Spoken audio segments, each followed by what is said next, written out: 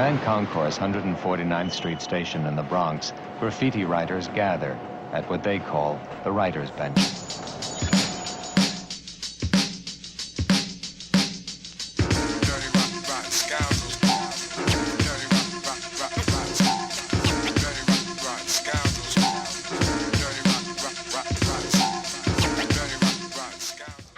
What's good? Live from the Writers Bench, another episode. It's your man Kill. Got my soldiers on deck tonight. We got my people JP and Ab. What's going on, y'all? Chilling. We also got my man Yao sitting there with me. What's good, y'all? What's going on? How y'all? All right. Yo, y'all know how we gonna do. We gonna jump right into it, man. This week's episode, I gotta shout out my man Jace. We was chopping it up last week at the Strictly Hip Hop anniversary show up in Baltimore, and he had hit me with the question of, yo, if you could be in the studio session from the beginning process to the end, I mean, from seeing the people make the beats, write the music, write the rhymes, all that, see that all the way through, if you could be in those sessions, what would your 5 albums be for that? What would the 5 joints be that you'd want to be a fly on the wall for, be able to see everything come together and everything like that? And we ended up chopping up about that for like 2-3 hours over drinks. So yo, you know, I had to bring it to the bench. So that's what today's episode is going to be about. What are the albums that you would want to sit and be in on those processes, and why? So yeah, you guessed tonight. So why don't you set us off with what your first pick is? All right. So listen, I'm a little biased, of course, because for those everybody that knows me knows that like Jay is my favorite rapper. Jay-Z is my favorite rapper of all time. You know, I kind of just in my formative years, that's the guy I was listening to from like age 14 all the way up. So, Blueprint for me, the Blueprint.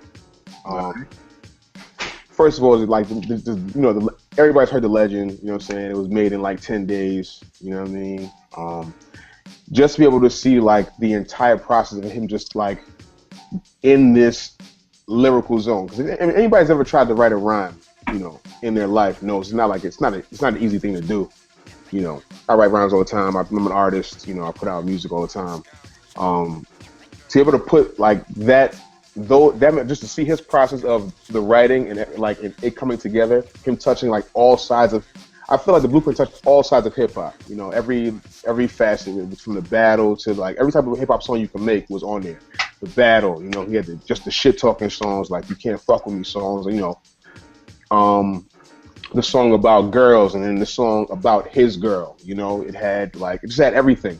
And in the music, not only that, also to see like, you know, there's also legend about how competitive it was in there with producers. You know, this is like Just Blaze, Kanye West, like this is the beginning of their ascension into like, you know, mainstream hip hop, you know, and really like stamping themselves as like the producers of that year and that era and that age, and just to see to see the competition about like how they were in the studio while they were making their beats, trying to get these beats to Jay, and a couple of these beats that they already had for other people, and Jay taking them, and you know, Jay saying, I don't know, you know, I think Ye better than Just Blaze in the studio, just like creating that competition. I think just all that combined, to me, it's one of the greatest albums of all time, and it's probably my favorite Jay album of all time. So that's where I would set it off. Like Blueprint for me is like, I would love to just been in there to see how that process went. All right, that's dope. I'm actually Sade, man. My big brother Bink was supposed to be sitting in with us tonight. So okay. Oh man. Oh, and you I was gonna say, man, everybody always mentions Ye and Just. Let me tell you something. Bink did rule us back, and I ain't gonna lie. He set the album off. Bink set the album off. Oh, stupid. I'm sorry. Rulers back just kind of gave me chills. You know what I'm saying? I was in there. I think it came out when I was like 19, you know what I'm saying? Like, and it was just like, yo, this is like Jay at his finest. And then like years down the line, when you hear the legend of it being made in 10 days, and you know, it did it for me. So that's right. I'm hoping he can jump in. If he doesn't jump in by the end of the show, he gave me some backstories on that ruler back, so I'll share that. But I don't give secondhand stuff. Yeah, no, it's all good. Let's wait for him. If not, you know, it's all good. We'll make it happen. All right, that's dope, man. That's dope. JP, what you got on tap? For one of my 5, I have to go with Off the Wall by Michael Jackson. You know what I'm saying? I mean, for me personally, my favorite era of music is that late 79, early 80s music when Rick James was coming out, Atlantic Star, all that. And this album, like, this is my favorite Michael Jackson album. I like it better than Thriller. Thriller was the most popular one, but Off the Wall to me was a better album. And it had my favorite Michael Jackson song on it ever. If I had to pick one, I could easily pick I Can't Help It. That's my favorite Michael Jackson song, hands down. And my second favorite is Rock With You, which is also on that album. So, I mean, the thing about, I would love to see how Quincy was orchestrating that entire project. You know what I'm saying? You know, Rod Temperton wrote most of the songs and things like that, and the different musicians they had playing in it. Like, I would love to feel that energy to see what that was like. We're talking a young, like, I think Michael Jackson was like 20 when he made that album or something like that. I think it was like 20 because I think he was born in 58, so maybe they was recording it like 78, 79, so he might have been 20, 21. And the energy from that album, man, I play it to this day, like, on a regular basis. I mean, Don't Stop Till You Get Enough, Working Day and Night, you know what I'm saying? Off the title track, Off the Wall, was crazy. You know what I'm saying? So it's just like, wondering what that was like. Yo, JP. Yeah. Was I the only one who got froze out? Because you froze out on my end. No, it was good. He was good? Yeah. All right, do me a favor, JP, if you can, because since the feed is coming from mine, I don't want it to do that. I guess you had just said you had named your 2 favorite Michael Jackson songs. Right. Can you take it from there again? Okay. All right, thank you. All right, sure, no problem. So yeah, I Can't Help It and Rock With You are my 2 favorite Michael Jackson songs, and I feel like, and Off the Wall, the title track was just crazy. So just to be in that session, I mean, those sessions to make that album, I could imagine how amazing it was having all those musicians come together and create that sound that actually, you know, catapulted Michael's solo career. You know what I'm saying, to the stratosphere. So, I mean, I would love to be part of that energy, to see what it was like, especially back then. You know what I'm saying? Like, to experience that, different musicians collaborating. Yeah, I feel you. I'm one of the people who agree with you that Off the Wall was better than, I prefer it to Thriller. You know what I'm saying? So I definitely feel you on that would have been dope. And like you said, just at that time with the equipment they were working with and just seeing Quincy be able to orchestrate, you know, that whole thing coming together. That's dope. Ev, what you got up next? I'm going to go a little left with my joint. Not even left, but I would say that I would really want to sit in the studio on J Dilla's Welcome to Detroit album. Only for me, it was one of, to me, it was one of his dope joints. I mean, it's Dilla, so he had a bunch of dope joints, but for me, specifically this one, because this was all Dilla. Everything from the production to the rhymes to the concepts. Just to be a fly on the wall and sit in that. I've seen pictures and video of his studio, but to see his process, I would love to see his process from the production, because I know you heard so many things, so many stories. The cat would sample something to a tape, then he would put his finger on the tape to kind of slow the sample down the way he wanted it, and then he would resample that and then do some other shit with the drums. And I remember watching some kind of video, and they were talking about how he put it together, even down to the drums itself, him playing the drums. It just sounded like some real incredible type shit. And he's home. I think it's something else about an artist being able to create something in there at home, as opposed to, being somewhere else and have to get kind of acclimated to the environment, things like that. But for me, I would love to really just to sit in the room and watch that cat work. Just really his ideas, see how his head worked, see what walls he hit, and how he decided to jump over them, and then to do all of that, and then to get in the mic, get in the booth, and start spitting. For me, I would just love to see that process from that cat, because to me, he's one of the dopest producers out there. But we're talking about production and emceeing and writing the rhymes and just doing this whole thing, and even down to the mix now. I'm also an audiophile head, an engineer, so a good mix down or an interesting mix down is something I would love to see too, because in the mix you can start with one type of track, but in your mix you'll get something different. So I'm even curious about that process too. But for me, it'll be JD, Welcome to Detroit.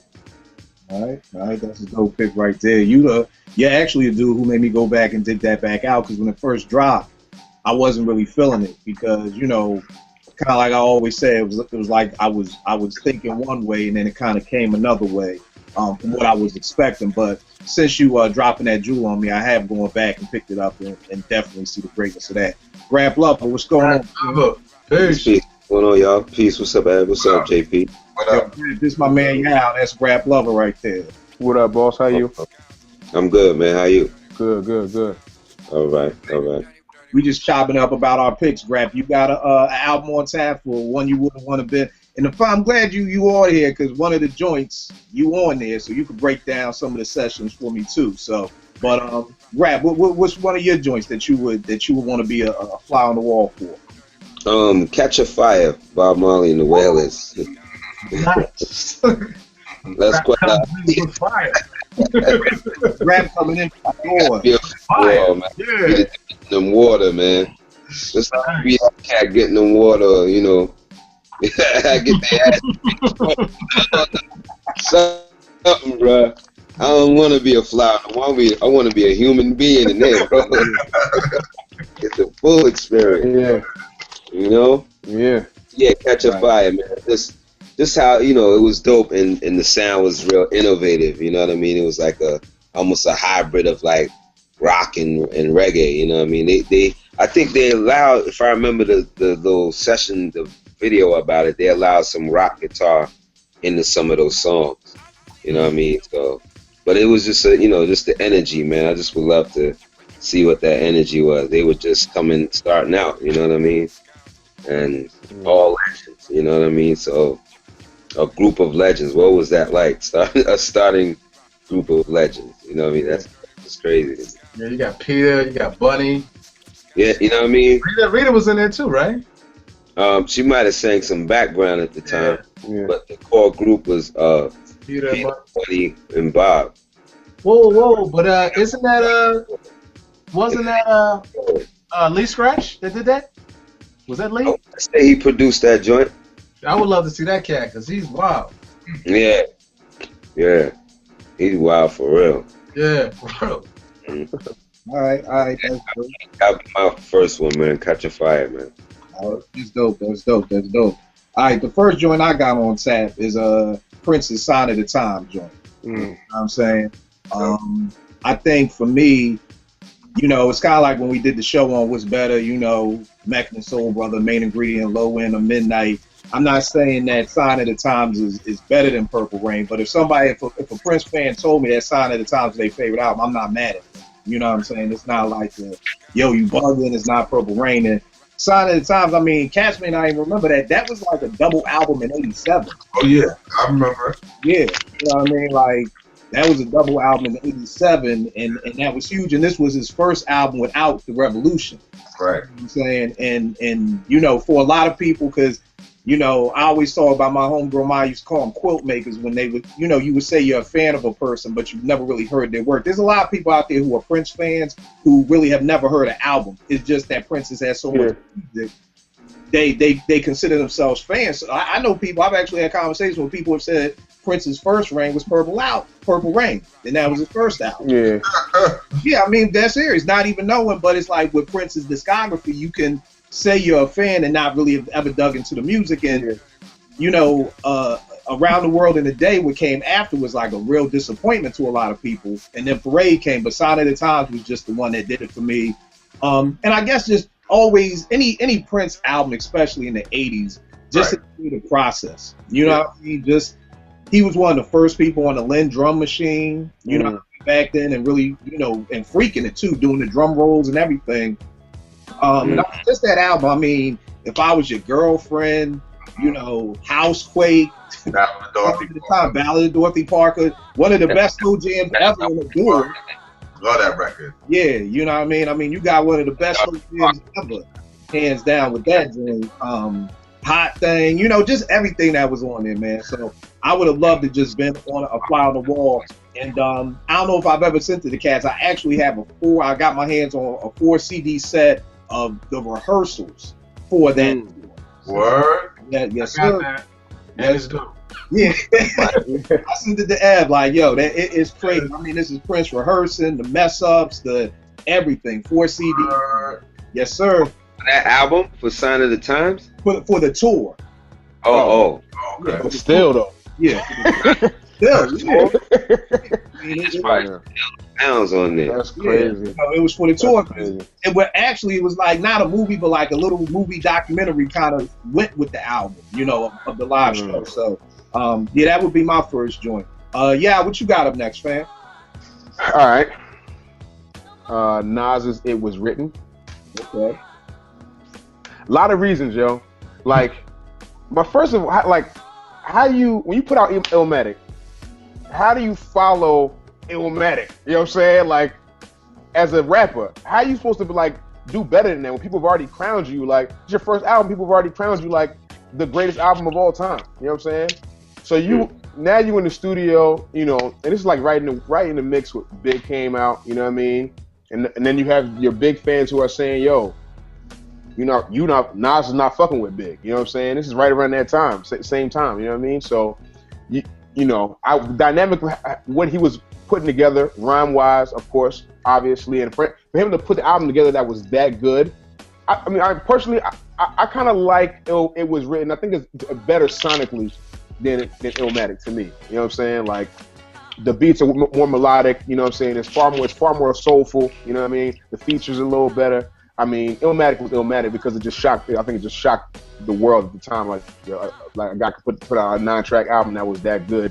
You know what I mean? But I'm sorry, I'm real over the place. I'm thinking about the album, and I can't even stop thinking about a couple songs. Like, I can't even think straight right now. Don't mind me. I'm really enamored right now. I'm sorry, but so you have that aspect of it, and then like I said, he put together an album that was almost as good as like the crown king of albums in hip hop. So that just did it for me. I would love to see his process. Also, him linking up with Dre, also in that whole East West time, how that dynamic was, and they made a great song on there. Like I said, the features were classic. It just did everything for me. It's one of my favorite albums of all time, and that's why I'm an MC, so I really appreciate the art of people writing and people able to deliver. I think I always said that Nas is like the natural rapper. Like he doesn't have a specific flow or a specific format to the way he rhymes, but it all sounds seamless. Every single rhyme sounds like on beat, even though he fucks with the beat more than any other rapper. I think maybe since Big. You know what I mean? As a straight, like, I just rap. I can rap better than anybody else is out there. Like, and I think he solidified that on that album. There's just so many couplets and so many like rhyme styles and flows he was using there that were just like genius to me. So, that's my side of it. So, continue. Right. I apologize for rambling on. I was really like feeling away. You know what I'm saying? So, this was the album that excited you, fam. Yeah. Now let me ask this, because I don't want this to turn to a huge discussion. I'm glad Bezo ain't here, because this one just went left right there. Yeah. But tell me this, how old are you?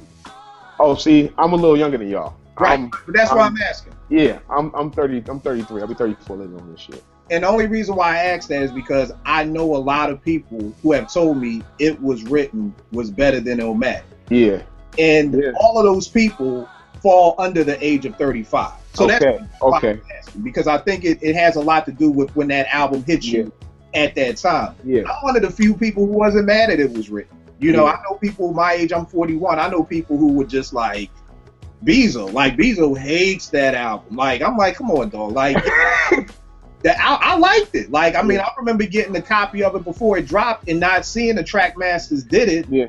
And I was good with the beats. I was good. Like, there were a couple of beats on there. You could have told me that joint Shootouts, that RZA didn't do that. What? Shootouts? It sounds like a woo-wee. Sounds like a woo-wee. But the question was that I think when people saw the name track masters, it just went downhill. Like, maybe that was the thing for me. I got it before I even saw who did what. You know what I mean? But now, Ev, you're a huge Nas fan. How did you feel about it, man? And then again, not to get caught up in that, but how did you feel about It Was Written? I thought It Was Written was dope. I mean, I didn't put it to the same, I don't think it was Illmatic, but I don't think it was a bad album at all. Right. I think it's another thing what It Was Written. I don't know if people gave enough time between the love affair they had with Illmatic to go to It Was Written. I think people like, you listen to Illmatic on Monday, and on Tuesday you're going to go buy It Was Written, but you really had to give it some space because it really was a slightly different Nas, I feel like, that came to the table as far as MC-wise, as far as, his penmanship. But I think it was still a dope album. I think it came with some excellent concepts. I remember actually kind of mad at the first track because I wanted to use that sample. I thought it was nasty. Yeah. Like, I remember I went to go see The Professional, and I'm in a movie theater, and I heard that, and I was like, ew, that's disgusting. And then I swear, like a day or two later, I heard the Nas track, and I was like, wow. First track on the album. Right on time. But yeah, man, I wasn't mad. Like you said, Kel, I wasn't mad at it at all. I thought it was still a dope album. I don't think it was an Illmatic, but you can't, But during that time, I don't know if Illmatic was at the classic level that it's at now. We all know it was a dope album, but I don't know if it was like, I don't know if I ranked it a classic at that point in time. But I know like It Was Written wasn't where Illmatic was at, but it was still dope. Yeah. I always go back to the fact that, like I said, I heard it before seeing who did what, because at the time the Trackmasters was known for looping. They weren't known for making, watch them niggas. That beat, come on, man. I thought Large Pro did that. You know what I mean? I mean, Large Pro could have done that job. So not to beat a dead horse. And just to add, I have to say, just as an MC, one of the dopest things that an MC has done would be Nas joint. I mean, basically putting themselves in an aspect of a gun. And that song was outstanding. That was like that as far as on some MC stuff. That was really like, he just kind of really stepped away from everybody else on that. OD. I love OD. Yeah, I feel you. JP, what you got up next, man? I'm gonna go with Midnight Marauders Tribe. Tip is one of my favorite producers, of all time. And this album, I'm one of it's always back and forth between, Marauders or Low end. So for me, I'm a Marauders dude. I think the beats on that album to me were just ridiculous. I feel like Tip was really in the zone, Electric Relaxation is one of my favorites ever. That sample is so crazy to me. You know what I'm saying? Suck a Nigga was crazy. Award Tour, you know what I mean? Midnight, crazy. So I would have loved to have been around him while he was crafting those beats, man, to see, what he was using, what his process was and all that, drums and all, like, just to steal some of his discs or some shit like that, you know what I mean? I would have loved to have been around that, you know what I mean? Yeah. So that's definitely one of the albums I would have liked to have been around the creative process on. Yeah, it's funny with Midnight. That was gonna be one of my choices, but I figured somebody else was gonna say it. But I think the craziest thing about Midnight to me was, how do you top Low End Theory? Mm-hmm. You know what I'm saying? Like that was like my question is like, that's why I would love to be in those sessions, just to be like, yo, Tip, like, all right, how we gonna do this? Like, we just made a classic album.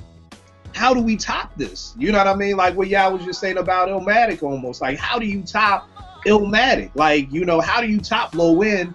And just that mindset of even watching the Tribe doc when, Q-Tip was like, I ain't no superstitious dude, it's just like, how do you do that? Like, so I'm with you on that. Like, what's your process for making these beats and writing these rhymes, and then to be able to make it actually happen?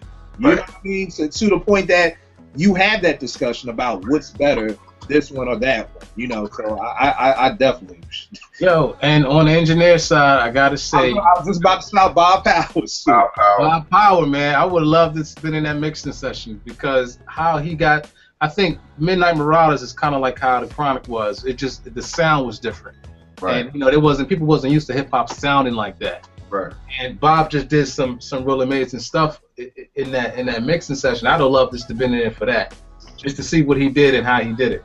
Yeah, and I mean, for just one, I would have loved to see him make Lyrics to Go.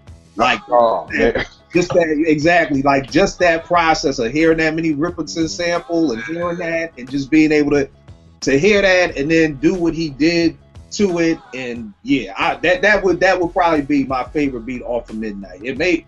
I don't want to say it's my favorite tribe beat, but it's one of them. But I would have loved to see that process of the beat, from finding the sample to programming the drums to everything. Right. So yeah, I definitely feel you on Midnight. Grab, what you got up next, bro?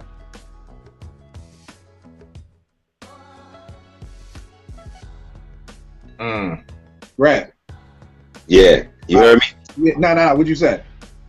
I said it would be songs in the key of life. Mine's word. Stevie Wonder. Kind of like slowing up. But anyhow, yeah, that would be it for me. That would be the one. Yeah. I mean, that would be one of them, songs in the key of life. Just to see him do it. Yeah. You know what I mean? Just to know that he can't see, but to see him create this masterpiece of an album, and to know that there's so much more in him than that album. Right. That wasn't even a pinnacle point. Yes. He's lying, man. He can see. I think he can see. I ain't know what color leaves look like. Right. Yeah. I'm like, come on, man. His pinnacle point of his, that was just crazy, man. I mean, I would love to just sit there and watch that, man. That creation of that album. And I've seen the little, great albums, documentary or whatever, but it's still not the same. It's being in there. Yeah, it's being in there, man. So I would love to be in there and see that joint. Yeah. Now, I mean, just as alone, just that song alone is so monumental that it's just like, yeah. So I feel that stuff. Dorothy Ashby played on that album. Yeah. That's crazy, man. Yeah. All right. I would like to witness. All right. Ed, what you got up next, fam? I'm gonna do it one more hip hop joint. I would have loved to sat in the studio for this joint, because I think this dude is a genius on the low. And that's Old Dirty Bastard, Return of the 36 Chambers. Straight up. And the reason why, one, I really do think Duke Cat is on another level.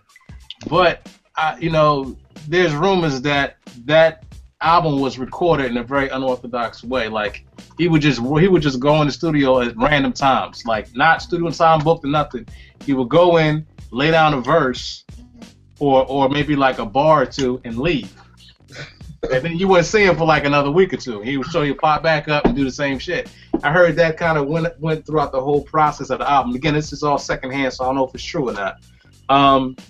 But the thing about that album, man, I feel like everything that's on that album is on purpose. Like Old Dirty, there wasn't no mistakes. I feel like whatever he put on that album, that's exactly what he wanted on that album. Mm-hmm. Even down to singing Sweet Sugar Pie. Like, just to see being there with the RZA, and you see Old Dirty come in and do some shit, and then the RZA just take that and makes it into something else. Yeah, like, that's amazing to me. So yeah, I would love to have been in the studio for that entire album, because it's one of my tops. And I've listened to the album in many different environments, and to me, it's always going to be a banger. It's always a banger. But yeah, man, just to see Dirty. Just to see Dirty do what he does, and because I feel like he's a true artist. Whereas I don't care what people think, I don't care what people saying. I'm gonna go in here and I'm gonna do me and do what I know.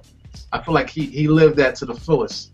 So rest in power to that brother, man. But yeah, I would love to have been in the joint for Return of the 36 Chambers, Old Dirty Bastard. All right, that's what it is. The next joint I got up is D'Angelo Voodoo. Yo, no lie, I was thinking about putting that today, but I'm gonna let you live on that. You got it. We bounce back. We're gonna discuss it. We're gonna bounce back and forth. I mean, to me, and anybody who knows me knows, like, D'Angelo is like, for an MC, the way MCs look at Nas, that's how I look at D'Angelo. Like, this was the dude who made me like R&B. Like, growing up, I always made my slow jam tapes, but that was always for when a shorty came over or something like that. But it was I never had a love really, outside. I mean, of course, the old heads, the Luthers and all that, and I love Jodeci, but I always felt R&B was always these dudes like, yo, you know, like Joe, like whatever your man won't do, and Babyface, as soon as you get home. I just always felt like R&B was for sucking niggas or whatever like that. And now, I mean, true, that's what I thought. So, but when D'Angelo came out and it was like with Brown Sugar, and anybody knows me, being a producer, I'm not always into the lyrics, so I'm just thinking he talking about whatever. My man was like, yo, he talking about weed. I'm like, what? Oh. Yeah. And then I heard shit damn motherfucker, and I was like, damn, this nigga say he gonna kill a nigga. I'm like, okay, this dude, like, he's like an R&B MC almost. So, you know, it was almost like me seeing almost like how cats were with AI. You know, when AI came to the league, it was like the first time that people from the hood could really see themselves in a dude. And I think that's what D'Angelo was like for me. So when Voodoo came around, especially with the time it took to make it and everything like that, I love the album. I mean, I love the musicianship of the album. And it spawned off in so many different ways. It spawned, you know, Common's like Water for Chocolate, which I think is a great album. It spawned in the Badu's Mama's Gun, which I think is an incredible album. It started that whole Soul Aquarian sound. So for me, I mean, Send It On, The Line, The Root, Africa. I mean, God, I mean, it's so much, you know, that was put in that album. So I would have loved to be in on all those sessions with Pino Polito and oh man, just all the musicians they had. But yeah, what you got about that? Yeah, Voodoo came out like when I was in high school, so it was like right around that age when I was like starting to really trying to figure out how to woo women and you know, and I was around a lot of dudes who were like really into like this, you know, neo soul. But I had heard the first album, you know, it was dope to me, but I really never got into it. But for whatever reason, like I just enjoyed Voodoo like coming up, like just the music in it was a lot. It was like I just said, it was the first album that I could start to separate the instruments. I could start hearing like the horns here and how like, you know, the progression of it through the beat. And then he was like you said, he was a real nigga at the end of the day. You know what I'm saying? Like, you know, he was talking about real topics, and it wasn't just about love. It was about shit about life that shit that happens to you and like, you know, real emotions. So like, it was the first R&B album that I really started to like understand like music for real. So that's what I have to say about it. I would have loved to be in there for that entire process, like just seeing all like it was all live instrumentation. That's another thing it was like heavy music, you know what I'm saying? So I would have loved to see like how he orchestrated that and made a masterpiece, really. And then the one session I would have loved to see was the joint for Untitled with Sade. Oh yeah, you know what I'm saying? Because everybody always talks about D'Angelo and Questlove.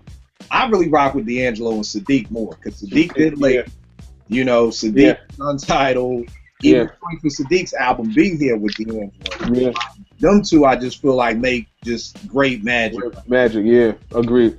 Yeah, that's what it is. All right, yeah, what you got for your next joint? My next joint. All right, so I'm a big OutKast fan as well. The Love Below. Okay. First of all, like it won Grammy for, you know, album of the year. Like it was the great, like it's one of the only. I'm not sure. It might be one of the only, like it might be the only rappers who ever won Grammy rap album of the year. But so this album for me, you know, it's a funny space because it came out right after Stankonia. Are you doing Speaker Box and Love Below, or you just saying Love Below? Love Below specifically, like both albums, but just Love Below specifically. Like I said, the music it was like a weird sound. You know what I mean? Just weird, like not necessarily weird, but it was my ear wasn't used to it at first. You know what I mean? So when I first heard it, I was like, "What is this?" You know what I mean? I wasn't picking it up. Like, and now it's like, why is Dre singing so much? Like, he doesn't really know how to sing. You know what I mean? He's not a singer.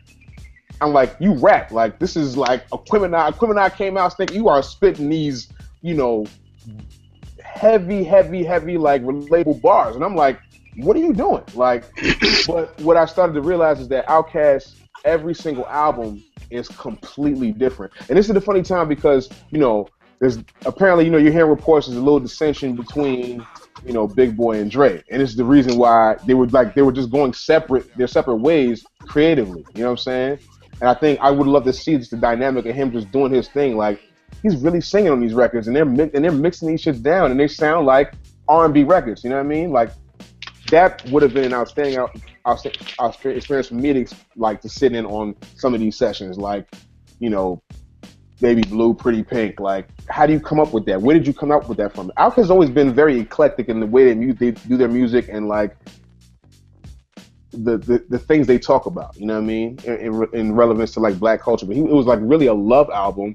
But he also had a couple songs on there about, you know, just regular life. And he had a couple songs. He had a couple songs where he was spitting like A Day in the Life of Andre Benjamin is one of my favorite Dre tracks of all time. And it was like, wait a minute. You're in this zone of singing, but you can still do this. You know what I'm saying? Like, I would have loved to see, you know, just be in the room for that. You know, Sonic would probably be, you know, probably a lot of drugs, a lot of women, I'm sure. So that would have been a very, you know. You know the crazy thing is, man, I've heard that one of the, well, let me first say, most cats know I think OutKast is the best hip hop group ever. So all time. But for me, what I loved about that album, I think number one, whoever A&R that album, just like they got Coach of the Year in the NBA, they need A&R of the fucking decade. Because if those two albums would have came out separately, like, yo, this is Big Boy's solo album, and that's so it wouldn't have worked. Yeah, it's not going. They sold 10 million records. That shit went diamond. Now I know it's a double album, so they sold 5 and they doubled it. But trust me, if Big Boy if they do it separate, it doesn't win Grammy of the Year. And most people don't know. They think it won for the hip hop album. No, my dude, it won album of the year. So, and then the other thing too, man, is I heard Dre's big thing was that around that time he wasn't even doing no drugs. Like that was the whole big thing. Yeah. They separate tour buses because you know Big Boy, he definitely got a pole on his tour bus and all kinds of stuff. So, but nah, I feel you, man. That's a dope joint. That's a real dope pick right there. JP, what you got next? I'm going with My Life Mary because I took it. Man, I knew it, man. That's why he took it. Oh man, he took mine. Well, clearly I'm really not talk too much about it, but I mean, you know, for me, you know, when we was at Morgan, it was that album and Main Ingredient. If two albums ever defined me during that time, it was those two albums. You know what I'm saying? Those two albums I sat and played back to, you know what I'm saying, continuously. You know, Mary's first album, I always say Mary's first album was her most important album, but the second album was her best album. You know what I'm saying? You know, just for the simple fact that What's the 411 started a new genre of R&B that everybody, you know, followed suit after that. But then when she poured her heart into that second album, man, you know, when she was going through the drama and relationships, and you can feel it in the music. The beats was, you know, the samples were great samples. You know what I'm saying? That the Be Happy sample, the Rick James joint or whatever. No, was that Rick James or was that No, that's Curtis Mayfield. Curtis Mayfield. So Curtis Mayfield. Yeah, Curtis Mayfield. Like that record to me, like, and it's funny because when that single first came out, because that was the first single. And after What's the 411, I was when it first came out, I heard it, I was like, I like this shit. What the fuck is this? You know what I'm saying? But then a couple days later, I was like, yo, this song is incredible. You know what I'm saying? So, and the whole entire album took you on a ride, man. You really felt her. The title track, My Life, you know, took that Roy Ayers and really made it her own. Like, it's one thing, you know, and not necessarily their popular samples, but for us who, you know, make beats and into music like that, like we know some of them, we know those old records. So it's something when you could take them old records and really make it your own. Yes. Singing on top of that. And a side note, Faith Evans is a good example of that. She takes samples and make them her own samples that I know songs, and she just make it her own. So Mary did that with this on this album, and I would have loved to, like, just to sit with her and to see what she was going through to bring that passion out. Like, you know, most people say she's not the greatest pitch perfect singer, but that passion comes through. Like, you know what I'm saying? That was make the album because it's not perfect, because it's rough around the edges, and it's so relatable. So I would have loved to, you know, see, you know, what Chucky and them was doing, you know, on the beats, but also just to see what Mary was feeling, how she was vibing when she was recording those vocals, man. That album was incredible to me. No, I mean, JP, let me ask you something. What was I going to ask you? Gosh, it was relating to that album. I'll come back if I remember, man. I'll come back. I say this about My Life, JP, and I feel what you're saying about her owning that Roy Ayers sample, because Usually, I know the original. I know Brand Nubians used it. Usually when it's a double like that, whoever uses it next, it's gonna be like, come on, dog. You know, we know Warriors, Brand Nubians, all of it. But Mary knocked Brand Nubes out the box. It was like, wake up, we don't even remember that. It was like, yo. I remember being like, yo, I want to be like no soft thugs. Yo, the first time I heard that joint, man, a tear came to my eye, man. Like, it was like, yo, like, I remember calling my girl at the time, like, yo, again, you know us, we had it before it came out. It's like, yo, you gotta hear this Mary joint called My Life. Like, it was like, yo, you gotta hear. If you don't hear nothing else before you die, you gotta. So, yo, I got a question for y'all there. Did Mary make that album or did Puffy make that album? Listen, I think it's 50-50. You can't have one without the other. The passion, it was too personal for her. That album is too. Well, that's what I wanted to ask. I got my question. album was too personal for her. Like, you can rip, like, you know, she's with KC in this, you know, this time in the 90s. You know, this all, you know, they hit high success. They're like at the pinnacle of their careers right there. Like, two black artists coming together trying to make black love. This nigga is probably boning every chick in the world, and she's dealing with it, and she's going through it on record, every single record. It was too passionate. So we had that same, those same tracks, but Faith, we wouldn't have the same type of album, y'all think? I don't know. I don't. Yo, let me say this. Like, if I had to compare Mary and Faith is a much better singer than Mary, hands down, all day. Vocal arrangement, she's dope with that. But for that particular album, nobody was gonna do it like her. Did that, man? Nobody's doing it like her. No way. What she was going through and how it came through in that album. You know what I'm saying? Like, it was incredible to me. I'm sorry. Let me just say one thing. I appreciate real niggas being able to say shit about like soft R&B albums like that. That's a goodie, man. I appreciate y'all, man. I have enough for y'all. That's not a soft R&B album. No. What I'm saying is, like, we've discussed R&B albums at length in this podcast. You know what I'm saying? Like, we're all hip hop heads, but, like, you know, we're all like, you know, niggas get soft. You got they soft for me. We going a little, you know what I'm saying? So. Yeah, Ev, I'll say this, man. There's Mary. It says a lot about Mary too. Mary was in the zone, and it's one of those things of where I've always said I love music when people have something true to say, true to heart. Like this is like, yo, I'm going through this. Y'all know Lenny Kravitz's Mama Said album about him trying to get Lisa Bonet back. You hear him trying to get his woman back when you hear him singing that joint. It's different than when you hear Lenny sing Fly Away or it's different when you listen to Mama Said. With Mary, you feel that pain of what she's going through, and more than anything, when you say is it Puffy and Mary, Puff of course was there, but Chucky Thompson, this is his masterpiece. If anybody hasn't seen it, go to my site, WillMakeBeatsFood.com. I got an opportunity to sit down and chop it up with Chucky for my man's documentary, My Life, My Music, and I asked him all these questions. Mary, what's better? Mary or Faith? What's the difference? What's this? What's that? Who's better? Nas or Biggie? All the questions we've ever wanted to know about Chucky Thompson is in that interview. Check that out. I'm in the interview with him. I'm sitting in the studio, and I'm just like, yo, is that the MP you made My Life on? Like, he got the 3000 over to the side. I'm just looking at it like, yo, that's the MP. Like, it's just the MP. You know what I mean? But I'm looking at it like, damn, that's what you made My Life on? Like, for real? Like, wow. Damn. Yeah. I mean, all you can say is good pick, JP. That's my question. That's a good. Like I said, that was I was gonna talk about. That was my fourth one, but you got it. I picked another album. I might just chalk this one up as my fourth anyway, because I really have a deeper. Like the first car I ever bought was probably in 2005, and I went right to Best Buy. And the first CD I bought was My Life. I had to hear that in my car. It was my first car. I was 23, 24, but I had to have that in my. It was the first album I played in that car. I had to christen my car with that album. I'll let you know. You know what I'm saying? Yeah. Grab, what you got next, Grab?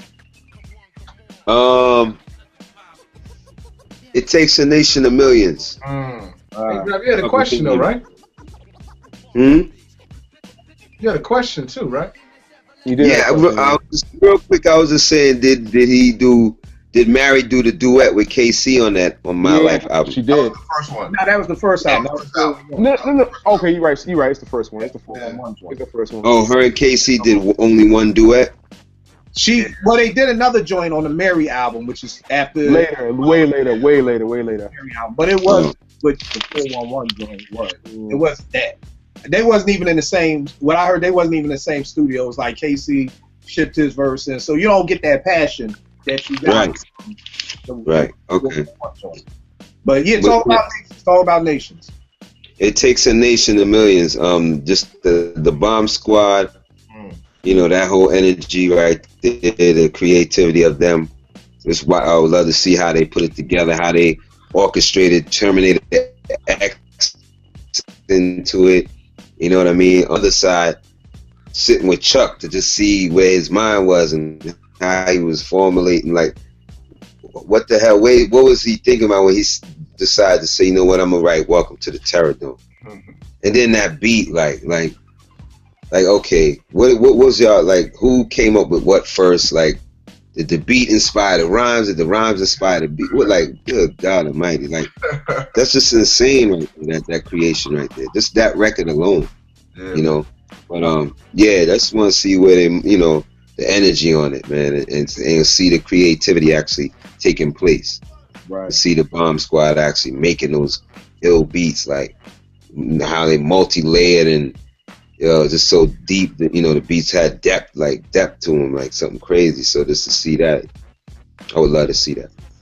Yeah. It's funny you said that, because that was gonna be one of mine, for the reason of the Bomb Squad, really specifically for me being a producer, because they would make so much stuff. I think, you know, what we love Pete for being able to take from so many different places and make it into one song flawlessly. It's like, that's what the Bomb Squad was doing. And it wasn't until I got older and really got into digging to really understand that they would take from like 10, 20 different songs. You know what I mean? Just to make one. You know what I mean? And it's like, yo, just to see, you know, what they did for Night of Living Bassheads. You know what I'm saying? Terminator X to the Edge of Panic.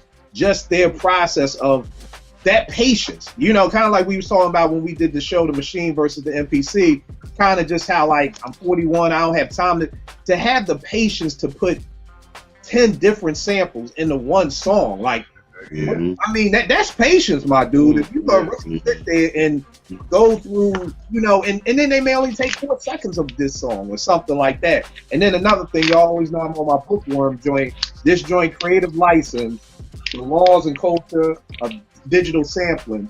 This book goes into detail of how it goes into detail of It Takes a Nation, and it goes into detail of Paul's Boutique, how the way that those 2 albums were made, how they couldn't have been made nowadays because sampling clearance would have killed them, you know. But definitely a good book to check out. But Chair Grab, that's a dope pick. That's a dope pick. I feel you on that. And then, like you said with Chuck, I mean, how you get your mind to, I got a letter from the government the other day. I opened and read it. They said they were suckers. Like, what happened? Like, you know, like, what happened?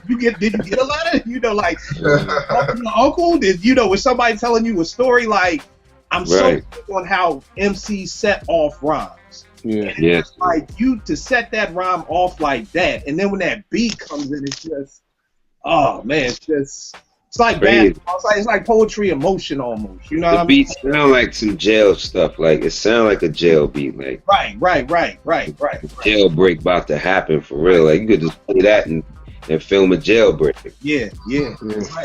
Right, bro. Ed, what you got up next, fam? My next joint, actually, I would have loved to have been around for the recording and after the album came out, and that's Fela Kuti's Zombie. Just incredible production. You got like a whole crazy, like, you know, Tony Allen is in there. You got just mad cats in there. It's this whole crazy band, and you're recording this song that. And the reason why I said to be around for the after effects is this song alone, Zombie alone, caused 1,000 soldiers to come to that brother's camp, set his camp on fire, and throw his mom out the window. That's a lot off of music. You know what I mean? Off of music. So I think, you know, just the power that was in that project. I would have loved to see Fela go in there and do what he does, and watch that whole band go in there and do what they do. Yeah, man, yeah. Just it's just and the album itself, like I said, the after effects just kind of went so far. You know, Fela Africa 70, just the after effects of that album did so much in Nigeria that, you know, just it caused so much disruption as far as what the government rule was. So yeah, man, Fela Kuti, Zombie. All right, I feel that. I'm gonna stay on the Yao vein of OutKast. It's kind of a tie. I'll try to be quick on it. Southern Playalistics and Aquemini. And the reason why I kind of split it down the middle, because like I said, when me and my man Jace was talking about this, I said Aquemini first, and he was like, "Yo, but you wouldn't want to been there like when they was in high school and just meeting organized and really being in the dungeon and, you know, and all that." So it kind of got to split, because it's like, yeah, that had to be ill to see Big Boy and Dre coming from school, going to, I forgot dude's name, forget my brain, but dude from Organized going to his crib, Rico Wade going to Rico's crib, the real basement, you know, and seeing the beat for Southern Playalistics being made, or the beat for Funky Ride, or, you know, Players Ball, you know, Get Up and Get Out, seeing a young Goody Mob, seeing a young OutKast, seeing that come together. And then my other flip is for Aquemini. I just think Aquemini, a 5-mic, perfect album. Listen to it beginning and end. I mean, and this was an album where they had started, really started with ATLians when they start stepping away from Organized and started doing their own production. Yeah. So you rarely see that. You rarely see a dude or a group who had other producers who then start to produce for themselves. You rarely see them produce at that same level, or maybe even better. You know, I mean, Spody Odie, Dopalicious, that may be one of my favorite songs ever. And it's not a rhyme. It's not necessarily a rhyme. You know what I mean? Like, just music, just the first 2 minutes of it, just the music. So to see them be able to do that, I just thought was incredibly dope. Like I said, it's not an easy thing to do. I mean, I used to always think, and we'll go into this for my next joint, but I used to always think like, yo, Google, you've been in the studio with Primo all these years. Like, you can't make beats like him? Are you not over that dude's shoulder? Like, well, the same thing with CL and Pete. I would think even when they split, I'm like, well, CL may be good because you've been in the studio with this dude all these years. You know, but I mean, yeah, you know what I mean? But neither here nor there. I just really give OutKast a lot of props because, again, most people don't do that, and the people who do it usually fail when they leave their original production crew or whatever like that. So Southern Playalistics and Aquemini. Yeah, what you got up next? I mean, like I said, JP took my fourth one, man. I was really going on Mary. I think we all went on Mary. So, right, I had my life too, so you know. You know what I'm saying? As like a backup joint, just because I ended up actually listening to it yesterday. Lil Brother's Minstrel show. I like very thematic albums. Like I probably picked 4 rap albums, but I'm very like, I love rap music. It just is, you know, all my life. So, the Minstrel show, and just like how they put it together as it was like a TV show, you know, with an intro, and you know, they even had the call letters at the beginning of it, like you watching this network, you know, just how creative it was, and like musically. Ninth Wonder is one of my favorite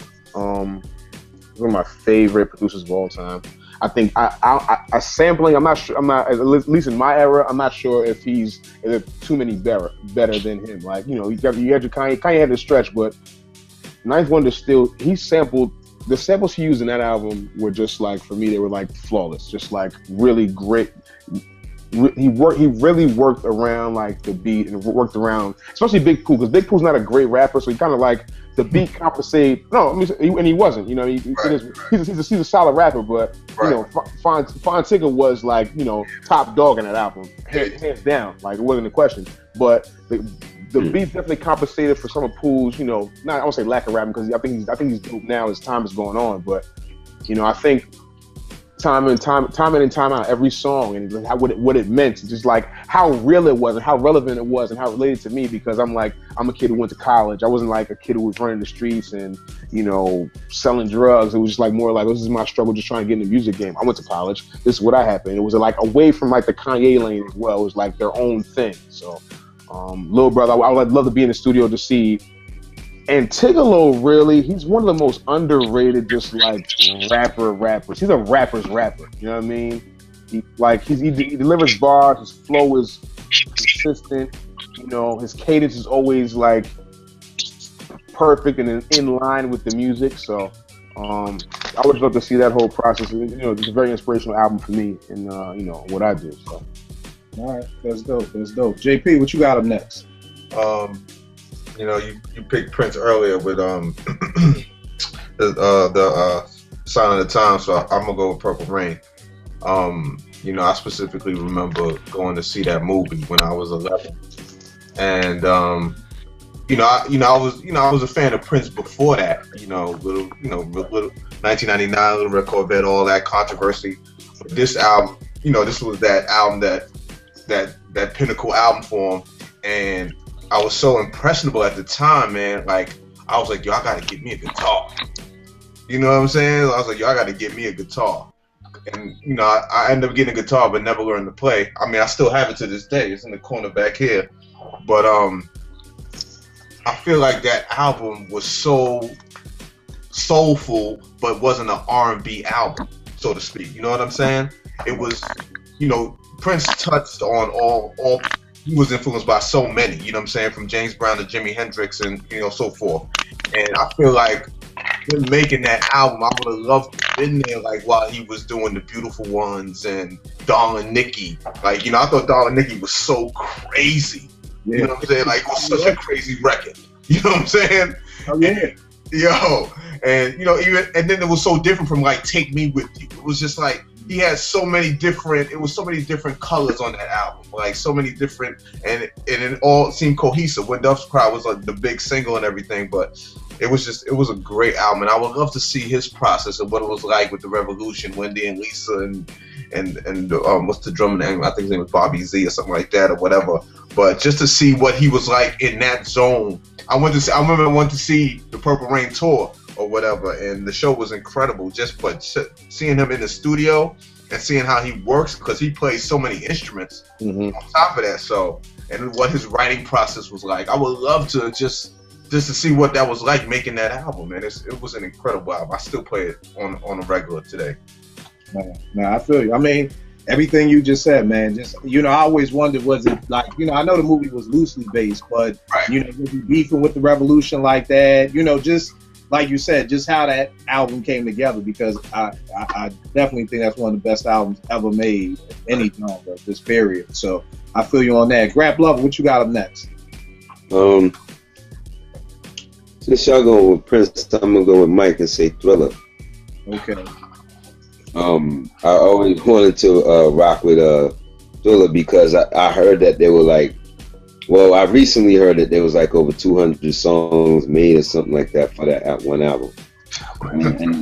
How crazy is that? How crazy is that?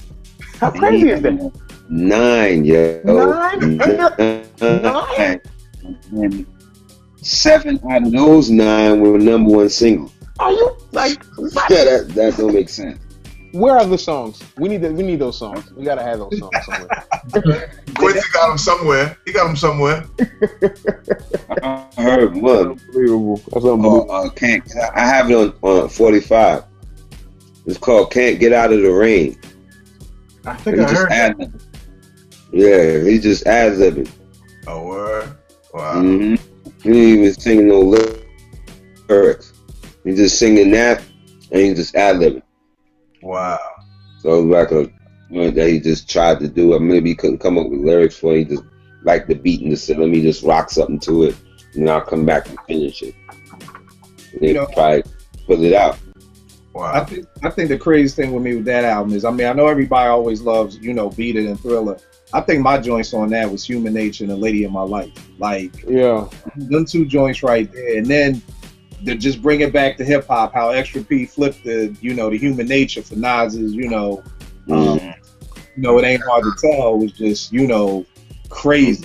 You know what I mean? Just bananas. So, I definitely feel you on that, Grab. I actually heard some stories about that too. Like, I heard, not that he needed to, but I heard Mike was like sleeping on Quincy's couch just so they can stay in that creative zone.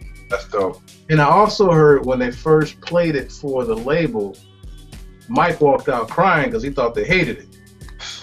That's stupid. Yeah, I remember reading that somewhere. Like, that cat is, is emotional, but I heard he walked out like he thought they hated it. So he's like, but yeah, man, I can't even start talking about it, man. Well, I'll go somewhere else. I'm telling you, man. They were probably awestruck, man. Not for nothing. Baby Be Mine that's another underrated, like, that's my favorite song on the album. Yeah. Like, people don't really mention that song a lot from Fela, but that song is amazing. Yeah, that's the secret song, bro. Bruh. It was one of the two that wasn't a single. Yo. I'm like, that song is the dopest song on here. You kidding me? Yeah. Gracious. Whew. Background vocals, yo. Oh my god. Stupid. Oh my god. I can't even. You know what? Nah. Thriller. I feel like we would have like a 3-day conversation about Thriller. Like, I got a version. I got a version of Thriller, the song, like a demo recording, like when it was called Starlight. Yo. It's crazy. Unbelievable. I tell y'all this because y'all know I always keep some treats on the hard drive. I've got the Pro Tools sessions of Wanna Be Starting Something and Pretty Young Thing. Come on, cut it out. I got the Pro Tools sessions. I'm talking 48 tracks. 48 tracks of those two songs, mics, all the vocals, background, main vocal, everything. 48 tracks, man. That's crazy. Yes, sir. Everybody needs to come pay me a visit, man. Tell them, I got treats over here, man. Unbelievable. That's unbelievable. I got treats for days over here. You come over here, hear Mike's PYT on Pro Tools, watch Iverson's first game at Georgetown, man. I got thoughts over here. Oh, hey, listen, Kill, we still got to talk about that, Kill. I need you. We gotta make that happen. I got vaults. I'm coming down. I'll be down there in like a month or so. We're gonna work anyway. But that tape, it has to happen. I have to have that. Yeah, it's all good. Ed, what you got up next, man? My next one is Marvin Gaye, I Want You. Oh, bruh. I just need to sit in the studio while that thing was put together for so many different while he lays on the couch. Actually, that was perfectly too, laying on the couch. Yeah, man, even for that. Yeah, man, even for that. But I think actually Lay on the Couch was a different album. I think that was Sexual Healing. Oh, all right. Yeah. But yeah, man, this joint, it was a different Marvin. You had the introduction of Leon Ware, who was the cat that actually wrote the album, the original album. Yeah. But the word on that was he took it to Berry Gordy. Berry was like, yo, we're gonna get this to Marvin and let Marvin put it out. So Leon Ware worked with Marvin, and they, you just got a completely different style out of that cat. You got the Funk Brothers in there. You have, like, to me, one of the dopest albums of the '70s. Like, hands down, one of my top '70s albums of all time. If not, I don't know if it's my album of all time, but one of my tops. And you got Marvin, man. As much as I appreciate a good writer like Leon Ware, and Leon Ware has a pretty good voice too. And you hear the Leon Ware's original versions. And you hear what Marvin did to it. At first it's like, Marvin, you just doing Leon Ware. Wait a minute. Let me hear that shit again. Marvin puts his own personal stamp on that joint. And he's kind of playing around with what Leon did, but he took it to a whole other level, which just shows the masterman, the master craftsmanship of what he does. Like, he's like, yo, vocals? Oh, I do that. This is what I do. And he kills it. And he kills it. You off, man. I got both versions of Come Live With Me. Yeah. The one that Leon Ware did with Minnie Riperton. Yeah, I got that. Man, Marvin lets that track breathe something ridiculous. And the Leon Ware and Minnie Riperton joint is dope. But Marvin but he killed it, man. He let it breathe, like the funk was just oozing out.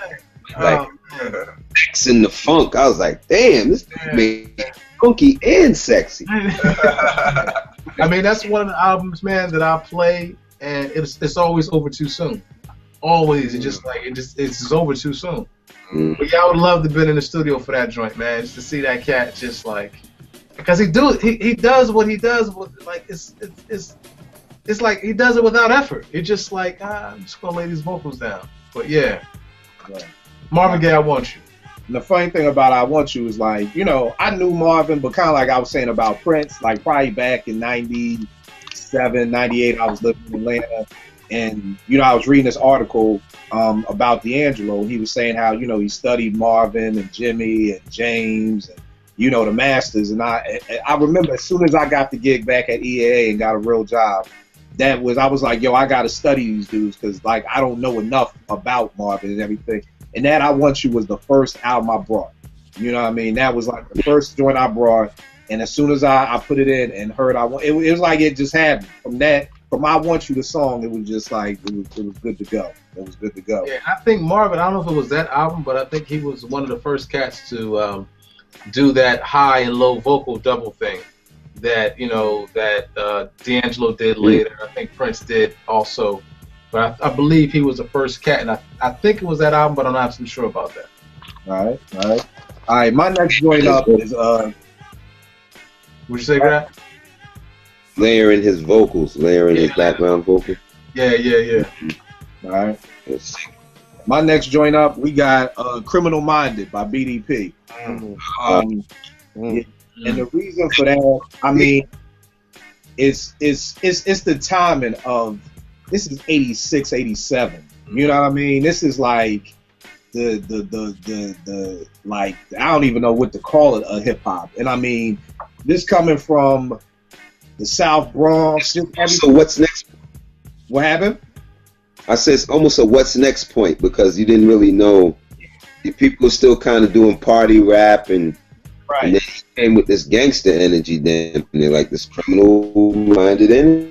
Yeah, and I mean, it's like you always talk about, like, this dude is on a couple of guns out, you know what I mean? And, you know, it's like you hear poetry, you hear the South Bronx, just that whole oomph of, you know, that album and just the making of it. I mean, rumor is that Sade G produced it because Sade G was the only cat in the Bronx who had an SP-1200, you know, so it was like doing it like that. I'm always bigging them up. Brian Coleman's book, Check the Technique, and Rakim told me they talk about the making of Criminal Minded, and they talk about how that Chris made the beat for The Bridges Over by himself, you know, playing the piano and doing the drums, and Scott wasn't even there, and just Scott coming to the studio, hearing it, taking it straight to Red and putting it on the air. Just that energy of that album, Criminal Minded, the song. I mean, y'all talk about sleepers. I mean, Superhost, Skylar Rock had them all. Like, that right there, like, oh, God. Like, that's exactly. So, seeing that come together was just like, you know, I would have loved to just have been there at that time in 86. Because you're figuring if the album dropped in 87, it was probably recorded late 85, 86. So, you know, just being in the Bronx and just, you know, you talking about Sade G, the only dude in the whole Bronx with SP-12. I mean, like, yo, that you don't get no more hip hop than that. So I would definitely want to been in there. Yeah, you got any left or you done, B? Nah, you know, see, I was just sitting here thinking about joints. Okay, so it's what I'll say. Okay, the one thing. So like probably about a couple years ago, I started noticing, you know, as my you know, my car system has got a little better, you know, I started noticing that like certain songs will come on way heavier in my radio than, you know, other songs. And, you know, this is when like I said, once I'm starting to realize about the engineering, you know, quality of our music, I'm starting to really like understand it. And I realized that every Dre track that was like ever done comes on and just slaps as soon as it comes on in my radio. Like, it's a different sound. It's like the sound of a luxury car when you close the door. It just closes different than all the rest of the cars. Right. You know what I'm saying? That are out there. You know what I'm saying? That's what houses Dre. So really, what I was thinking, I was like, you know what? Chronic, either Chronic 1 or 2000, like those, just to see the mixing process of how he's like, you know, adding and like taking down levels of things like that. Like, I would have loved to see Dre in his element like that. I don't think there's too many people are better at mixing albums than Dre. Like, if you listen to Kendrick's album. Another thing, Jay, a lot of songs, even though Kingdom Come wasn't a great album, like the songs, when they come on, like this is a different quality of sound than a lot of the rest of Jay's albums to me. You know what I'm saying? Even though I like Guru was great at what he does, but I feel like when Dre mixes is like if you can there's a stark difference between the way he mixes albums and even like other people. Another person also that's great at mixing is DJ Pooh. Like DJ Pooh mixes great, and he's a great mixer as well, and a great engineer. So I think any Dre album, 1 or 2 Chronic, is what I would want to be in the studio for. You know what I mean? So. It's crazy about the Dre thing. I remember being at Morgan, and JP, you remember back in those days, you know, you had the 5 CD disc changer. Yeah. You know what I'm saying? The old joint. And I remember we was over my man crib, and like I forgot what went off, but then I think Niggas for Life or the Chronic came on, and it was so much louder, and everybody was like, "Yo, who turned up the volume?" It's like, "Yo, we ain't touched nothing." You know what I mean? It's just when it was switched from that last disc to the Dre disc, like you said, yeah, it just got bigger, louder. Yeah, it was crazy. Yeah. Crazy. And then another story, I had a chance to chop it up with Bilal, and I was asking him, because I'm like, dog, you one of the few people who have worked with what most people say are the 3 greatest producers. You work with Dre, Dilla, and Primo. Like, and I was like, what's the difference between the 3? And he was saying, like, Dre sonically, what he does, just nobody else could do. He was like, him doing headphones, that would be the path I see him taking.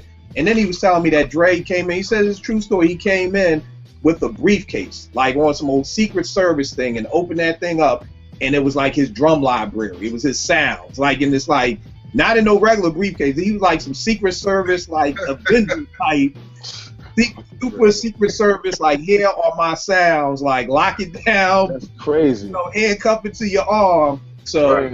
yeah, definitely with that. JP, what you got up next? I'm good, because I know I'm gonna wait for you to bring up the last one, because I know we probably got the same one, so I'm good. I'm good. Yeah, I mean, Grab, you got something up next? My last one, I'm gonna go with between Loose Ends Zagora Woo! That's a good one. and Slick Rick. The Oh greatest. no! Oh man! Oh man! Oh! You know? Go between the two, like Yeah. I want to be at both of them. Right. I want to be at both sessions. Real quick, I said something, but Hey Young World sound like it was made yesterday. That song sound like he went in the studio yesterday and made that. Yeah. What's that? Hey Young World. Yes. Yesterday. Sounds like he went in there yesterday and made it. And he produced that record. He produced the record. Stupid record. Stupid record. Produced that joint. Off a hit record. Right. He Yeah. made his own hit record. Like, that's one of his greatest hit records ever. Ever. He made that. Ever. And it's still relevant to this day, the things he is speaking about. Like, so crazy. Yo. Everything. Yeah. Like, that record has superseded generations. Like, it's been passed down. Right. Yeah, I mean, even you look at Teenage Love, like that joint, like even the video of that joint, you know, I always love it. It came like,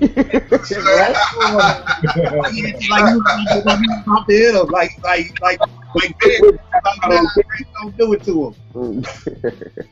Rick backed out on him, right? He backed it out on him? Or was it the other way around? Nah. Slick has Kane on his joint, Kane played it, you know.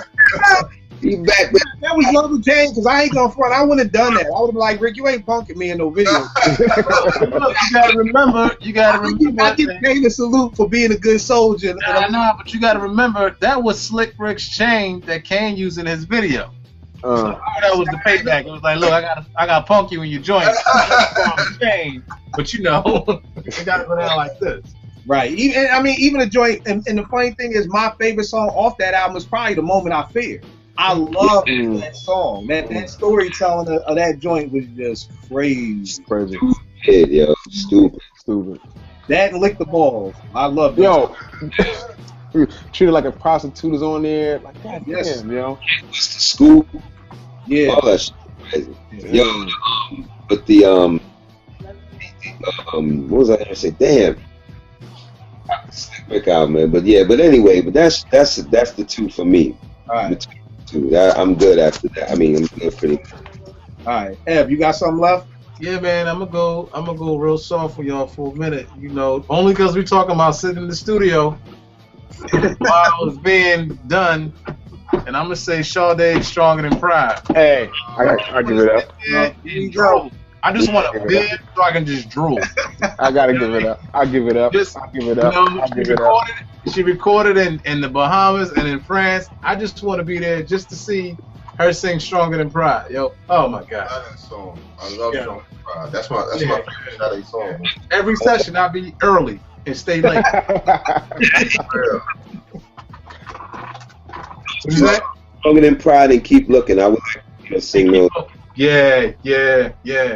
Truth be told, after this show, I'm gonna put that on. Yo, I told you that Best Of album, man, is the best of album ever. I wanted to say that, but that's not really an album that was. Yeah, you can't say it because it's that's like the one I wanted to say that. Yeah, exactly. Crazy. Yeah, that's crazy. All right, and I'm gonna end this out with, and I'm glad you're here, Grab. Pete and CL's, you know, the main ingredient. I mean, Mac and the Soul Brother. I apologize, Mac and the Soul Brother. I just remember hearing that joint and just wondering, you know, how the fuck did Pete do that? Like it literally was like a from Troy to Straighten It Out. And I mean, it was in the thing with that album is this levels of amazement to me. It was the level of hearing those beats. It was the level of CL's rhymes and just the perfect match that they had. And then it was the amazement of once I started digging and finding out, like, oh snap, Straighten It Out all didn't come from one record. Like, he took a piece from here, he took a piece from there, he took a piece from there and all that. I would have loved to have been from the process again of Pete finding these records, making them in the SP1200, CL hearing them, being in the basement, all of that stuff. So Grab, you being Pete's brother, please tell me how some of those sessions, the beat making, just how did that come together? Like, tell me a story, B. Like, play Full Quick the Ruler and tell us a story, man. And this crazy thing is my battery is down on my phone, so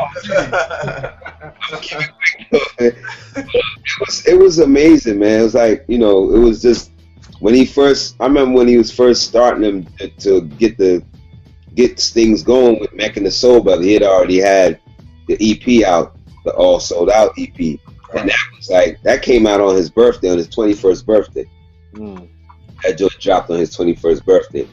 And I remember that because that night they had a listening party at this club called Zamaka in New Row, and we all, as I, even like right before we started really making the music, we all decided we were gonna walk to the joint, and we walked through this like really white town and got put on our knees because we was, you know, blazing as we was walking through the town. Like some bad Rasta men. And then we got there too late or whatever. But anyway, it was just amazing, man. It was amazing. I remember, you know, the basement session. He was in there. You know, I was nervous. You know what I mean, doing my verse or whatever. And they tried to put CL's brother on the record too, but he couldn't rhyme, so he didn't get on it. That's crazy. That's so crazy. But he ended up on the front of the album. He's the one who does the intro. Adolfo, he's the one who does the intro.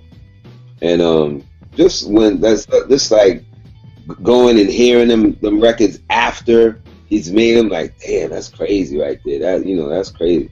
Yeah, it was almost like somewhat of a blur too, but it was like clear. It was just so much emotionally and like feeling wise, man. It's a dude who I'm cool with to this day that was at some of those sessions, and sometimes he reminds me of things, and I'm like, damn, word, that did take place. The freestyle session, I can remember that clear as day. That was, we were at Harlem Week, and it was just, you know, everything I said was what it was. We were at Harlem Week, we were standing in a circle, all of us going Herb and Sadat and them was all there, and then we left Sadat and them, they stayed or whatever. We left and went down to the studio down to Green Street. When we went to Green Street, Pete was like, yo, go in the booth, I gotta do this background noise. And we were waiting, homie came up in the booth with us, started beatboxing. I started rhyming, finished the rhyme, found out that he taped the joint, and we was like, damn, you should have taped it. He's like, yo, listen to this. And he played it back. I am the one. I was like, yo, that's crazy. And we was like, yo, and Pete was like, yo, I'm keeping it. And that's how I got my way onto the basement. You know what I mean? So just like hearing That's some boom. It's like that, y'all. Let's hear him how he do those drums.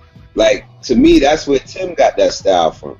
You know what I mean? To me personally, I didn't hear nothing like that before people doubling up the drums and doing what he was doing with them drums. And maybe he took it and just expanded on it or whatever. But I think that was the essence of that style. Like, it came from that record. You know what I mean? Like, that record bugged me out. I remember being in the studio listening to CL put the lyrics down for Can't Front on Me. And I'm just hearing that beat come through those giant speakers in Green Street. They were like these humongous wall. They were in the wall. Humongous ass speakers. They were in the wall. They were almost the size of the wall. They were like maybe 2 feet below the bottom of the wall. They were that big. And they were like maybe stretching up about 6-something feet, maybe. No, I'm sorry. Yeah, because human beings are that tall. Yeah, so yeah, about 6 feet, man. So, dude, and he would just play that joint. I remember, see, like I can't go like into the album. I can go into like moments. Like I remember him playing the Mecca Soul Bella remix with Dip. I don't know if I talked about that before, but that was crazy. You know what I mean? Just how cats reacted to that joint, and like hearing the beats come from the basement, going to Green Street, and then later on we playing it on a CD. You know what I mean? Or not even a demo cassette, like the actual CD, looking at the cover like, whoa, this is crazy. So like that whole process was just amazing to me, man. It was like very amazing. You know what I mean? Tell me this, fam. Were you around when he made beats for the album? Like he made Fred? Yeah. Yeah, definitely. I was there for Soul Brother #1. What else did I hear? The Creator. Mecca the Soul Brother. What else? Of course, Straighten It Out. Yeah, so there's a couple of them joints that I heard, man. And some of them was like a couple of them. It was like, boom, he just come and play like, yo, listen, be in the car, like, he won't even tell me, just throw on the beats or whatever. And that's how I ended up being spoiled, because that's all I would want to hear when I jumped in his car was his beats. That was like, I didn't hear the radio, I didn't want to hear no other MCs, no other producers. All I wanted to hear was his beats. That's crazy. Some of the stuff I've heard over the years, man, and all that stuff. This person needs that beat. That person should get that beat. This should go to him. He got this one beat that he made on the SP like that Nas should have been had. He got another beat that he made on the SP that Rakim should have been had. Like he got like, it's just crazy, man. Like, so yeah, being there, watching him make. I was there when they made Searching for Maine and JP. I know that's your album. Yeah, that's my album, son. What's his name was playing the keys on that, Neville Hodges, and Pete sampled him playing the keys. You know what I mean? In addition to having the Searching running underneath, he sampled my man playing the keys over. So that's why the actual roll is so thick. Like, and besides the fact Jamie mixed the fuck out of that shit, like they just little shit mixing, but that's why it's really thick. It's like roads being played over that shit. He made like a couple of Hodges playing the roads, but he only used the Searching ones for the album. Yeah, I think that joint I think one of my favorite joints on it is The Basement. I loved how he used the Sister Nancy sample. Just that. I mean, everything on here. I love Skins. I loved how he edited out the curses with the James Brown. Hey, you know what I mean? Like that was, yeah, just a crazy album, man. Just a crazy album. So recording Skins, I remember that because I remember him scratching it. I remember Rob sitting down and writing the rhyme, and Rob going over that rhyme for him for his part. And I remember Pooh recording his verse. I remember CL too. I remember that recording of that song, Skins. That was crazy. Yeah. That's it, man. Yo.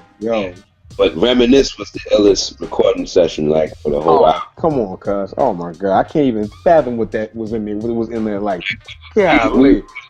all was crying in that joint. Like, we not like boo-hoo crying, but yeah, brothers shed a tear in that joint after that joint was done. And what's the name was there? Charlie Brown was there, and he didn't want to leave. And I remember him asking Pete, could he do the hook to the joint? He was like, hook? I'm like, hell no. He's like, the horn is the hook. I mean, I'm not even doing the hook. The horn is the hook. Crazy. He was like, oh, all right, bet, that's what's up. His man was like, yo, we going back to Long Island, dude. We out. He's like, yo, go ahead, B. I can't leave. He didn't leave. He having to take the train all the way back to Long Island. But he stayed.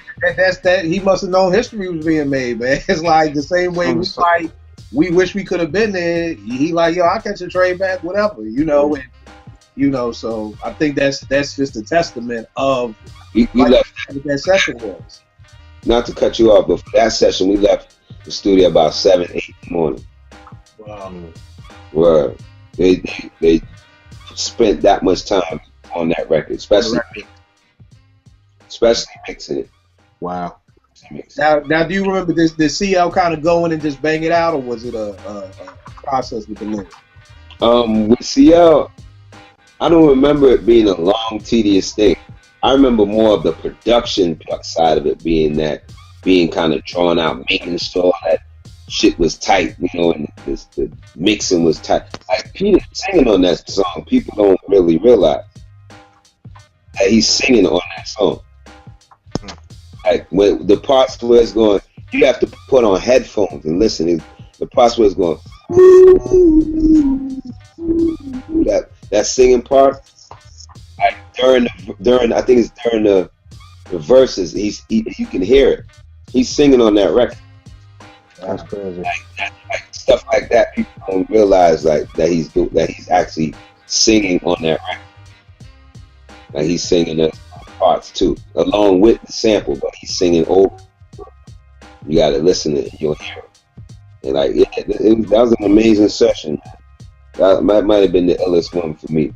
And of course, the basement of being on it and the on with the freestyle because of that. But those 3 sessions, yeah, and it's crazy. I don't want to keep going on, but since you're here, I want to get as much as I can. The thing I loved about the basement too was Hev was on it. You know what I mean? And most people, I think, who really weren't hip hop, because Hev transcended hip hop. So there were people who loved Hev who never really heard Hev on a hard beat, but Hev being on the basement and then killing it was just dope, man. So like, tell me about Hev's verse on that, man. Just Hev's verse, man. Like Hev's verse, I think was somewhat personal. Here comes the Hev stand, I know it makes you sick. He might have been directing that towards CL. I'm not sure. But they used to have this. Now hold tight. You said he directed it towards CL. CL and Hev had beef on the same song. What? Wait! Don't misquote me. I said that may be the case. I said that's not the case. They had competitive tension. That's what I would call it. Right. I was going to be like, what? Listen now. CL said on front on me, can't front on me, only male hardcore rolling through my city. And Hev didn't like that. And Hev didn't like that. Thus the one he did with TikTok, here comes the Hevster. I'm the one who put town on the map. He's talking to CL. You see what I'm saying? So here comes the Hevster was an answer to that. You know what I mean? And CL held his own though, because quiet as it's kept, they had beef with Wu-Tang on the low. Wow. CL. Not with CL, because CL was more disciplined than a Shaolin monk. And they didn't know. Oh, my phone cutting off. Damn. Well, we don't lost What a note. Damn, he's getting them stories, bro. He's getting them stories, man. We with that, But it is what it is, man. At least we got, that was a blessing right there to be. Tune in next week. Yeah, for the next step, man. But that was just a blessing to be able to sit here and to have somebody who was on one of those sessions. And me and Bink been playing phone or Twitter tag all night, man. We gonna get him on. Yeah, I'm gonna connect y'all. So yo, man, you know what I'm saying? I got a lot of love for Bink, man. A lot of love for Bink, man. Yeah. But real quick story, the joint that he was telling me was he did the Ruler's Bag, and it happened, it got erased. Like, oh, he lost the disc. Oh, the disc. You know what? You know what? No. I think I read that. I think I read that. I think it said he did it with his. He did it at Daddy's house. He did it at Daddy's house. Did it? The disc. You know how if cats ever used SPs or MPs, the disc was like disc era, and he had to go to Daddy's house where he had to wreck it and make it over again. Yeah. Right before the session. But yeah, he got a lot of million stories other than that. So I'll connect y'all too. But again, another dope show. Definitely leave us some comments, chime in. What are some of your albums that you would have been a part of? What didn't we mention? What did we mention that you agreed with? Tell them about your album, man, and tell them where they can copy that. Yeah, what's going on? First, my name is Yao. It's Y-A-W. You can hit me at Instagram, Yao Music, Y-A-W Music, Twitter, Yao Music. Albums on iTunes. You can go to my website, my Bandcamp website, yaomusic.bandcamp.com. I got an album called Hump Day. It's basically an album that's all about just the interaction between male and female. Very melodic, very soulful. My man Sice, shout out to True to Life Music, doing the beats and the production on there. It is Kill approved. Kill, put it in his top 10 albums of last year, 2014. It's still out. We are going to be working together. Me and Kill will be working together pretty soon. Just send me some joints, so put down some heat in a minute. Holla at me. If you want to do shows, you want to do radio freestyles or radio shows, radio interviews, let me know. It's good. I'm here for the people, man. My name is Yao. All right, no doubt. Shameless plug on my end. Me and Vegas just put out our second single, Video Music Box. You already know. We'll make beats for food.com. Y'all go there, check it. Check the album cover too. It's kind of bugged. The album cover's kind of bugged. I shout out to Vegas on that. John, Ev, any plugs, anything we all got going on? We talked about how we got to start. We got an audience. We got to talk about what we do. They don't even know half these cats who watch it don't even know we artists. So, we got to take this time to, anything popping with y'all, man. Marjani got anything popping out? I'm working on another project, man, but it's I'm just happy to be done with it. I'm happy to be done. So I'm good. No plug. All right. No doubt. We already know what it is. YouTube.com/live from the bench. Leave us some comments, subscribe, all that good stuff. As always, a dope show, y'all. Catch y'all next week. Thanks.